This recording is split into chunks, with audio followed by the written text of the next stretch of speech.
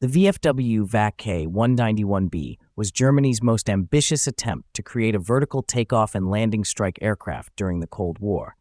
Conceived in response to NATO's 1961 NBMR-3 requirement for a tactical nuclear-capable fighter bomber able to operate from 200-meter rough airstrips, the project emerged at a time when Western militaries expected that dispersed basing would be essential for survival in a nuclear conflict.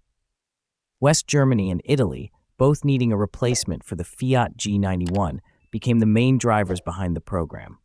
In 1963, both countries agreed to jointly develop a vertical takeoff and landing reconnaissance attack aircraft designated VAK 191. Several designs competed under the AC-169B subcategory. The German FW-1262 was selected as the winner and became VAK 191B. To manage the program, Germany consolidated major manufacturers into VFW, Vereinigte Flugtechnische Werk, while Fiat and EWR Süd became subcontractors. Germany funded 60% of the project, Italy 40%. The aircraft's concept demanded unusual engineering solutions. The airframe was built around a combined propulsion system, a Rolls-Royce MTU RB193-12 vectored thrust turbofan for both lift and cruise, and two RB162-81 vertical lift engines mounted at 12.5 degrees from vertical. All four rotating nozzles of the main engine turned synchronously up to 100 degrees. During hover, the optimum configuration was a 50-50 thrust split between the cruise and lift engines. The wings were small, highly loaded, swept at 40 degrees, and optimized for high turbulence, low-altitude flight. Roll and pitch control in hover relied on a complex reaction control system fed by bleed air from all three engines.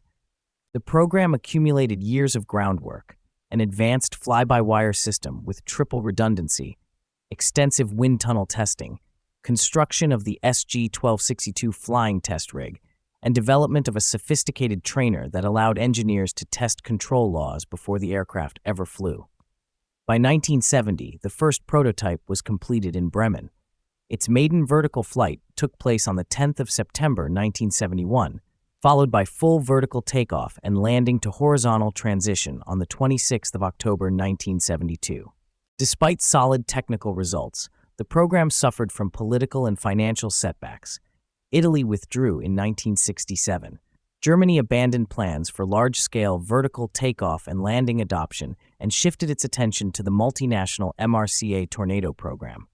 As a result, in 1968, VAK 191B was downgraded to an experimental technology demonstrator. Only 3 flight prototypes were built, performing 91 flights totaling about 15 hours before the program was officially terminated on the 30th of November 1972. The final flight occurred in September 1975. Although never operational, the VAK 191B introduced several features that later became standard for fourth-generation combat aircraft: a fly-by-wire control system, high-pressure hydraulics, comprehensive onboard self-diagnostics, and an integrated auxiliary power unit. It also served as an important testbed for early MRCA tornado research. Today, all 3 aircraft survive. One is displayed at the Deutsches Museum Flugwerft Schleißheim near Munich, another at the Wehrtechnische Studiensammlung in Koblenz alongside the SG-1262 test rig, and the third stands near former VFW Fokker facilities in Bremen. The VAK 191B remains one of the most advanced and daring European vertical takeoff and landing projects of the Cold War, an engineering achievement that, though never fielded, left a lasting technical legacy.